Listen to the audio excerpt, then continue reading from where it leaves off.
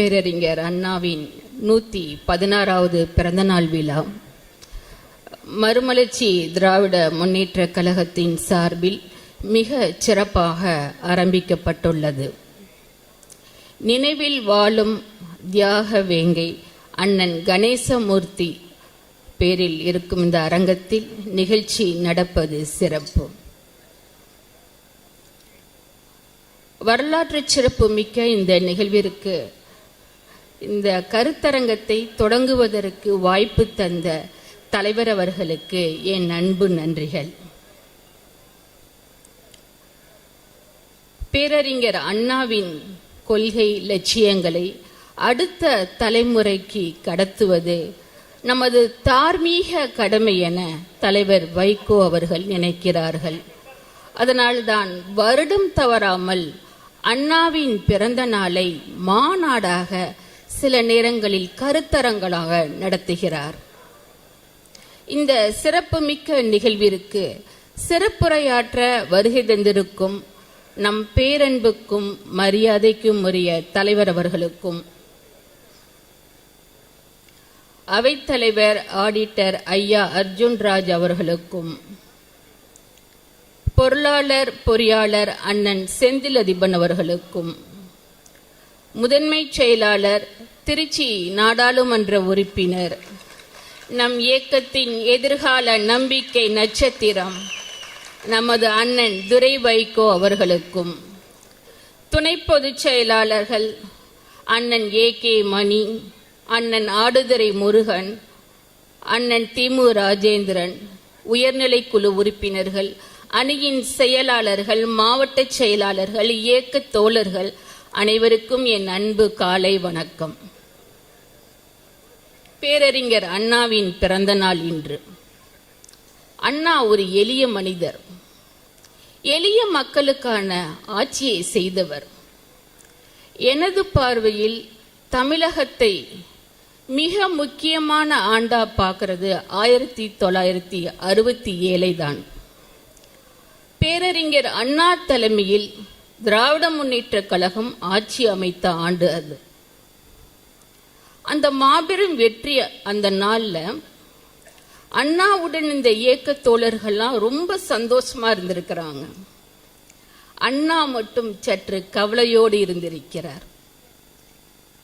இயக்க தோழர்கள் கேட்டிருக்காங்க, அண்ணாவுடன் இருந்த தோழர்கள் கேட்டிருக்காங்க, காங்கிரஸ் மாதிரி ஒரு மாபெரும் இயக்கத்தை தோக்கடிச்சு ஆட்சிக்கு வந்திருக்கிறோம், ஏன் நீங்க கவலையா இருக்கீங்கன்னு பேரறிஞர் அண்ணாவிடம் கேட்டிருக்காங்க. அதுக்கு அண்ணா சொல்லியிருக்காங்க, எதுக்காக நீங்க சந்தோஷப்படுறீங்களோ அதற்காகத்தான் நான் கவலைப்படுகிறேன் என்று சொல்லியிருக்கிறார். காங்கிரஸ் கட்சி ஒரு மாபெரும் இயக்கம், இந்த நாட்டுக்கு விடுதலை வாங்கி கொடுத்த இயக்கம். விடுதலை போரில் பல காங்கிரஸ் தலைவர்கள் உயிரை தியாகம் செய்திருக்கிறார்கள். அப்பேற்பட்ட கட்சியே தவறு செய்யும் பொழுது தமிழக மக்கள் தேர்தல் அரசியல்ல தோக்கடிச்சு வீட்டுக்கு அனுப்பியிருக்காங்க. நம்மெல்லாம் ஏமாத்திரம் ஆட்சிக்கு வந்துட்டோம்னு சொல்லி தலகணம் இல்லாம கடமை கண்ணியம் கட்டுப்பாடோடு எளிய மக்களுக்கான ஆட்சியாக நம்ம அமைக்கணுமேன்ற கவலையில் நான் இருக்கிறேன் என்று அண்ணா சொல்லியிருக்கிறார். அண்ணா ஒரு லேட்ரல் திங்கிங் மேன்.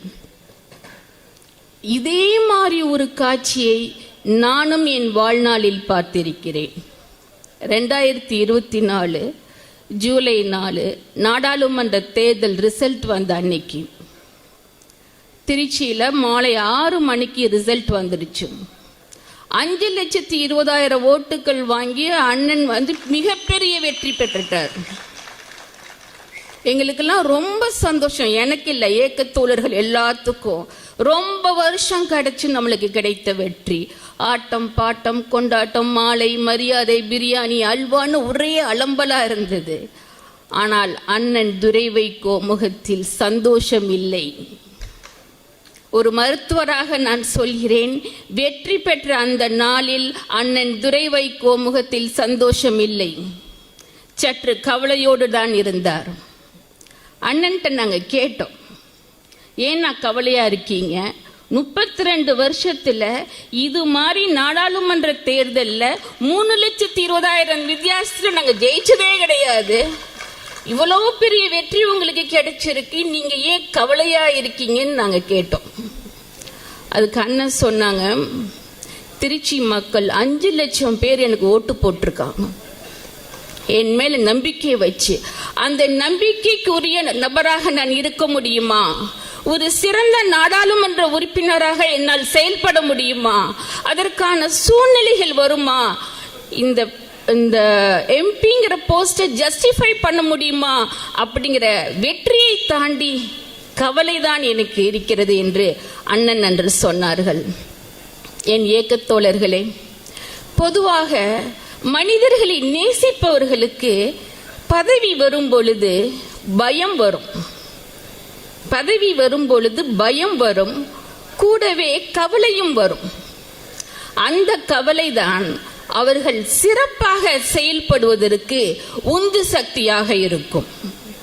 1967 பேரறிஞர் அண்ணா முகத்தில் தெரிந்த கவலை அவர் சிறந்த ஆட்சியாளராக இன்று வரை நாம சொல்லிட்டு இருக்கிறோம். அதே மாதிரி 2024 நமது முதன்மை செயலாளர் அண்ணன் துரை வைகோ முகத்தில் தெரிந்த கவலை தமிழகத்திலேயே சிறந்த நாடாளுமன்ற உறுப்பினராக அவர் செயல்படுவார் என்று உறுதியளிக்கிறேன். நான் பேரறிஞர் அண்ணாவை நேரடியாக பார்க்காத ஒரு தலைமுறையை சேர்ந்த நபர் நான் பிறப்பதற்கு முன்பே பேரறிஞர் அண்ணா மறைந்து விட்டார். நான் வாழும் இந்த சமகாலத்தில் என்னை பொறுத்தவரை ஆகச்சிறந்த பேச்சாளர் தமிழ்நாடு இல்லை, இந்தியா இல்லை, உலகம் இல்லை. என்ன கேட்டா உலகத்திலேயே மிகச்சிறந்த பேச்சாளர் என் தலைவர் வைகோ தான். அதில் நான் இப்பொழுதும் உறுதியாக இருக்கிறேன். ஒரு சிலர் என்னிடம் சொன்னார்கள், அண்ணாவின் பேச்சை கேட்டு பாருங்களே அப்படின்று. யூடியூபில் எடுத்து அண்ணாவின் பேச்சை கேட்டு பார்த்தேன். ஆச்சரியமாக தான் இருக்கிறது. ஒரு சின்ன நிகழ்வில் பெரிய கருத்தை அண்ணா பதிவு செய்திருக்கிறார். இப்படி ஒரு பெரிய அரங்கம், ஆயிரக்கணக்கான பேர் முன்னே உட்கார்ந்துருக்காங்க, ஒரு மேடை இருக்கிறது. அண்ணா பேச வருகிறார், பேரறிஞர் அண்ணா பேச வருகிறார். இதே மாதிரி ஒரு போடியம் போட்டிருக்காங்க, ஒரு மைக் இருக்கு. அண்ணாவின் உயரம் உங்கள் அனைவருக்கும் தெரிந்திருக்கும். தெரியாதவர்கள் நமது பொருளாளர் அண்ணன் செந்தில் அதிபன் அவர்களை நினைவுபடுத்திக் கொள்ளுங்கள். அண்ணா வருகிறார், போடியத்து முன் நிற்கிறார், மைக் முன்னாடி நிற்கிறார்.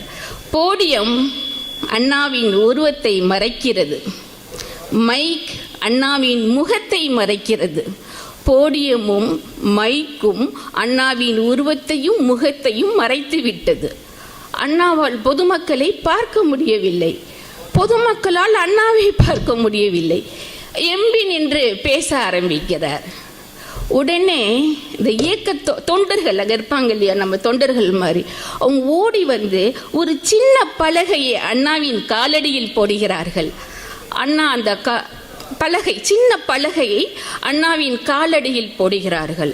அண்ணா அந்த பலகையின் மேல் ஏறி நிற்கிறார். போடியத்தை விட உயர்கிறார், மைக்கை விட உயர்கிறார். அண்ணா வசதியாக நின்று கொண்டு இப்படி உரையாற்றுகிறார். என் இனிய மக்களே, என்னுடைய இந்த உயர்வுக்கும் காரணம் என் தொண்டர்களின் உழைப்பே. இதுவே ஒரு எடுத்துக்காட்டு. என் உயர்வுக்கு காரணம் என் தொண்டர்களின் உழைப்பு என்று பொதுமக்களிடம் மிக எளிதாக ஒரு கருத்தை பதிவு செய்து விடுகிறார். என் இனிய தோழர்களே, அடிப்படையில் நான் ஒரு மகப்பேறு மருத்துவர், இஸ்லாமிய சமூகத்தை சேர்ந்த நபர். நான் மதிமுக என்ற தியாக இயக்கத்தில் ஒரு துணை பொதுச் செயலாளராக ஒரு மிகப்பெரிய பொறுப்பு கொடுத்து என்னை உயரத்தில் வைத்து உங்கள் முன்னால் நிற்க வைத்தது தலைவர் வைகோ அவர்களின் மனிதநேயம், மதச்சார்பின்மை, சமூக நீதி, இது மூன்றும் தான் ஒரு இஸ்லாமிய பெண்ணை துணை பொதுச் செயலாளராக உங்கள் முன்னால் நிற்க வைத்தது. அதுக்குத்தான் எத்தனை தடைகள், எத்தனை தடைகள், ஆடியோ வீடியோ என்று அத்தனை தடைகளையும் உடைத்து நீதியின் பக்கம் நின்றவர் நம் முதன்மை செயலாளர் அண்ணன் துரை வைகோ. நான் மார்க் மை வேர்ட், என் இயக்க தோழர்களை நினைவில் வைத்துக் கொள்ளுங்கள். நமது முதன்மை செயலாளர் அவர்களின் நல்ல மனசுக்கும் கடுமையான உழைப்புக்கும் அவர் இன்னும் பல சிகரங்களை அவர் தொடுவார். ஒரு சகோதரியாக இந்த பேரறிஞர் அண்ணா பிறந்த நாளில் அவரை நான் மனதார வாழ்த்துகிறேன்.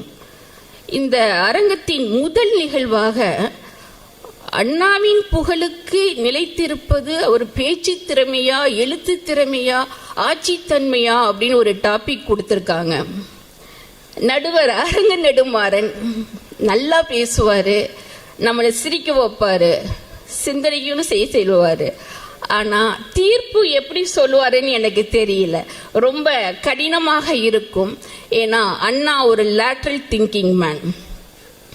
அண்ணா ஒரு கல்லூரிக்கு செல்கிறார் உரையாற்றுவதற்கு. ஒரு மாணவர் திடீரென்று எந்திரிச்சு, அண்ணா நான் 2ஆம் ஆண்டு கல்லூரியில் படிக்கிறேன், நேரடி அரசியலுக்கு வர விருப்பம் அப்படின்னு சொல்றார். அண்ணா சிரித்து கொண்டே அந்த மாணவர்கிட்ட சொல்றாரு, தம்பி, கல்லூரியில் படிக்கும் மாணவர்களுக்கு அரசியல் என்பது அத்தை மகள் மாதிரி, தூரத்தில் நின்று ரசிச்சு பாருங்க, பக்கத்தில் வந்து தொட்டு பார்க்க ஆசைப்படாதீர்கள். கல்விதான் நிரந்தரம். கல்வி, அறிவு, அதன் மூலம் சுய தொழில், வேலை வாய்ப்பு, பொருளாதாரம், அதற்கு பிறகு அரசியலுக்கு வாருங்கள், வெற்றி பெறுங்கள் என 2 நிமிடத்தில் ஒரு கல்லூரி மாணவருக்கு அரசியல் வாழ்க்கை என்னவென்று சொல்லிக் கொடுத்தவர் பேரறிஞர் அண்ணா. அண்ணா பாரி ஒரு லேட்ரல் திங்கிங் மேன் எங்கேயுமே இருக்க முடியாது. ஒரு நிகழ்ச்சிக்கு தேர்தல் பிரச்சாரத்துக்கு லேட்டா போறாரு, முடிய போற நேரம் 2 நிமிஷம் தான் இருக்கு, அவர் 1 நிமிடத்தில் நிறைவு செய்கிறார் அந்த பேச்ச. மாதமோ சித்திரை, மாதமோ சித்திரை, மணியோ 10:30, உங்கள் கண்களில் தெரிகிறது நித்திரை, மறக்காமல் போடுங்கள் முத்திரை என. எதுக்குன்னா அண்ணா 1 நிமிடத்தில் தேர்தல் பிரச்சாரம் செய்கிறார். அப்படிப்பட்ட அண்ணா புகழுக்கு பேச்சு காரணமா, எழுத்து காரணமா, ஆட்சி காரணமா அப்படின்னு சொன்னா ரொம்ப கஷ்டப்படுவாருன்னு நினைக்கிற அரங்க நெடுமாறன் அவர்கள். அண்ணா என்பது பெயரல்ல, அது ஒரு வாழ்வியல். அண்ணாவின் புகழ் என்றும் நிலைத்திருக்கும். அதற்கு மறுமலர்ச்சி திராவிட முன்னேற்ற கழகம் துணை இருக்கும். அண்ணாவின் கனவுகளையும் லட்சியங்களையும் வென்றெடுக்க நம் தலைவர் வைகோ அவர்களின் தலைமையில் நமது முதன்மை செயலாளர் அண்ணன் துரை வைகோ அவர்களை முன்னிலைப்படுத்தி நமது அரசியல் பயணத்தை தொடருவோம். வாய்ப்புக்கு நன்றி, வணக்கம்.